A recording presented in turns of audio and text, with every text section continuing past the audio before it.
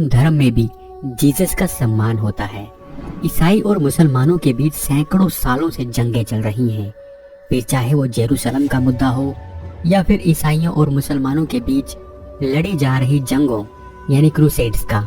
1096 से 1291 के बीच ईसाइयों और मुसलमानों के बीच पवित्र स्थानों पर अधिकार को लेकर बहुत सी जंगें लड़ी गई, जिन्हें क्रूसेड्स का नाम दिया गया।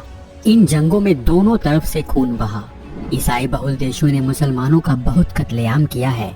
ये बात इतिहास के पन्नों में तो दर्ज है ही, हाल के कुछ वाक्यों से भी इस बात की पुष्टि होती है। ईरान, इराक और अफगानिस्तान जैसे देशों में आतंक खत्म करने के नाम पर अमेरिका और उसके सहयोगी देशों ने जिस तरह से प्रहार किए हैं वो किसी भी देश और राजा ने नहीं किए हैं। इतना सब होने के बावजूद भी मुसलमान ईसा मसीह को कभी बुरा भला नहीं कहते और ईसा मसीह का पूरा सम्मान करते हुए उन्हें खास तवज्जो देते हैं। आखिर ऐसा क्यों है कि मुसलमान ईसा मसीह को एक पैगंबर मानते हैं? आज हम इसी रहस्य को सुलझाने की कोशिश करेंगे और आपके सामने लाएंगे पूरी सच्चाई। क्रिश्चियन और मुस्लिम विचारधारा में जमीन आसमान का फर्क है और इतिहास में लड़ी गई जंगों से उनमें दरार और गहरी ही हुई है। क्रिसमस का त्योहार आते ही पूरी दुनिया के ईसाई ईसा मसीह के जन्मदिन को सेलिब्रेट करते हैं। हर जगह ईसा के जन्मदिन को क्रिसमस के रूप में कई दिनों तक मनाया जाता है, लेकिन इसके विपरीत मुस्लिम देशों में क्रिसमस का दिन एक आम दिन की तरह ही होता है।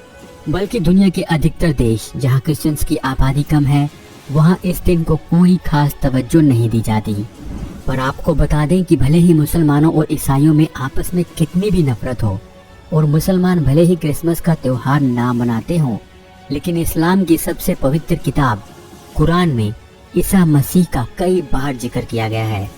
जीसस को अरबी भाषा में ईसा भी कहा जाता है और आपको जानकर हैरानी होगी कि ईसा का जिक्र कुरान में पैगंबर मोहम्मद से भी ज्यादा बार किया गया है। कुरान के अनुसार जीसस ईसाइयों के पैगंबर हैं और वो पैगंबर मोहम्मद से पहले इस दुनिया में आए थे।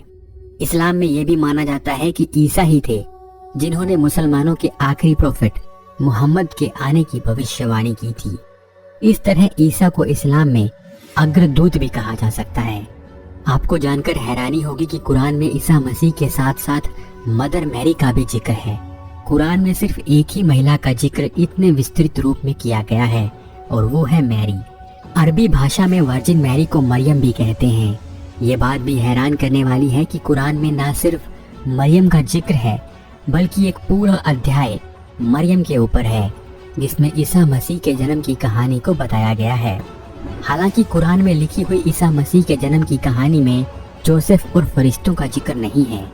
कुरान में ईसा मसीह के जन्म की जिस कहानी का जिक्र है उसके अनुसार मरियम ने एक रेगिस्तान में अकेले ही ईसा को जन्म दिया था।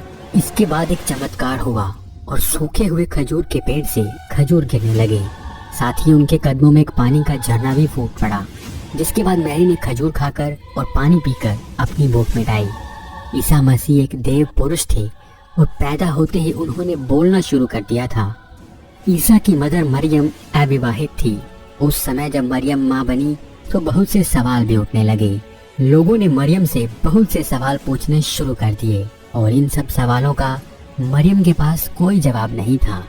लेकिन जन्म लेते ही बोल सकने वाले ईसा मसीह ने सबके सवालों का जवाब दे दिया था। कुरान में इस बात का भी जिक्र है कि ईसा कहते हैं कि मैं ईश्वर का दूत हूँ और उन्होंने ही मुझे दुनिया में भेजा है।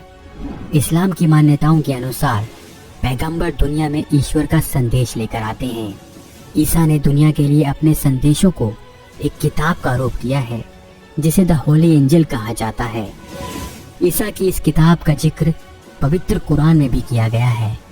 इस्लाम में जिन 4 ग्रंथों या किताबों को सबसे पवित्र माना जाता है वो हैं तौरात, जबूर, इंजील और कुरान। तौरात प्रोफेट मूसा, जबूर प्रोफेट दाऊद, इंजील प्रोफेट ईसा यानी जीसस और कुरान प्रोफेट मोहम्मद के बारे में है। ईसा और उनके बारे में जो ग्रंथ है इंजील, इन दोनों का जिक्र मुस्लिम साहित्य में कुरान से भी पहले किया जाता रहा है। सूफी दर्श अल गजली तो ईसा को आत्माओं का पैगंबर कहकर बुलाते हैं। वही इब्न अरबी उन्हें संतों की सील कहकर संबोधित करते हैं।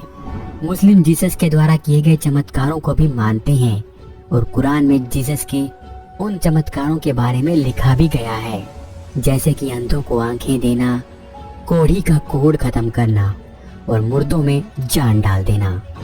इस तरह इस्लाम में जगह जगह ईसा यानी यीशु मसीह का जिक्र आता है। मुस्लिम भी इस बात को मानते हैं कि ईसा जजमेंट डे से पहले दुनिया से शैतान के खात्मे के लिए एक बार फिर से धरती पर आएंगे और एक बार फिर से धरती पर सच्चाई और न्याय का शासन होगा। ईसा धरती से अल मसीह अद-दज्जल या द फॉल्स मसीह का खात्मा कर देंगे। यही सेम बातें क्रिश्चियंस को भी बताई जाती हैं।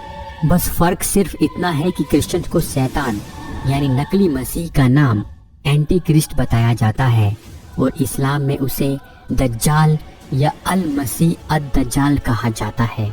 दज्जाल यानी शैतान जो मसीह के रूप में धरती पर है और उसके खात्मे के लिए असली मसीह आएंगे। हाल ही में जब नेटफ्लिक्स पर मसीह नाम की वेब सीरीज आई तो उसमें ईसा मसीह की तरह दिखने वाले कैरेक्टर को मुस्लिम लोगों ने दज्जाल कहा, जो लोगों को भरमाकर अपने पीछे लगाने की कोशिश करता है।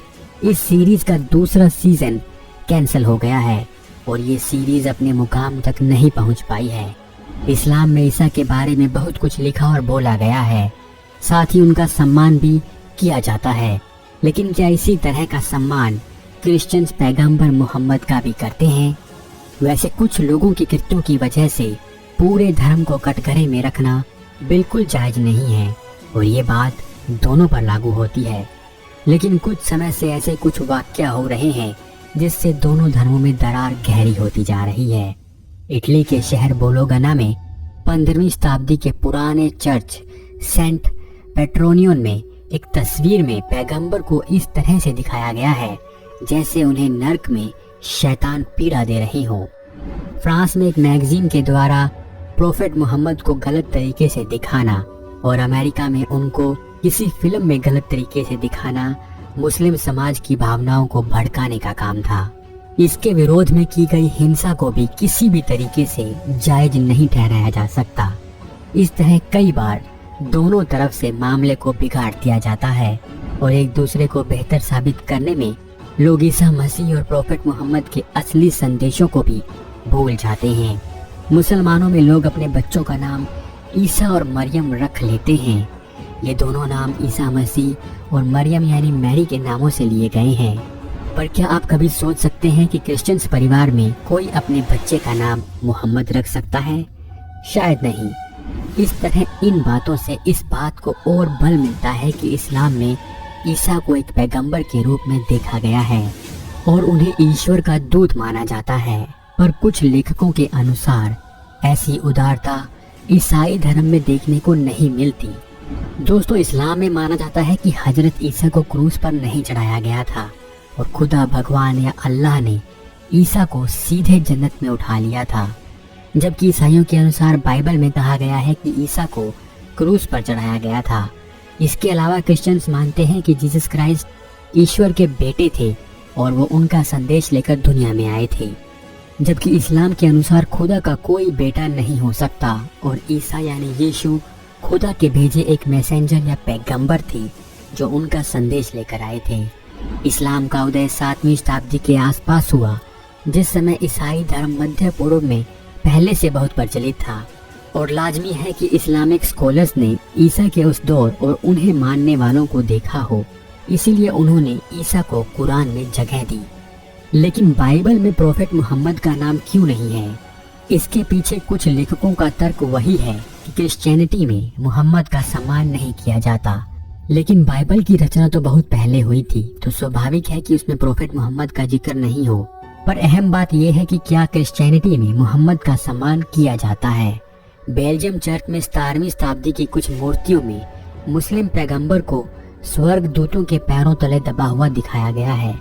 लेकिन जैसा कि मैंने आपको पहले बताया, सभी क्रिश्चियंस और अब चर्च भी इस सोच का समर्थन नहीं करता। इस तरह क्रिश्चियन हो या मुस्लिम, दोनों ही ईसा का सम्मान करते हैं। दोनों धर्मों की दूसरी मान्यताओं में जमीन आसमान का अंतर है, दोनों के तौर तरीकों में अंतर है और दोनों नदी के दो किनारों की तरह अलग हैं। फिर भी ईसा के नाम पर दोनों एक दूसरे के पास भी आ जाते हैं।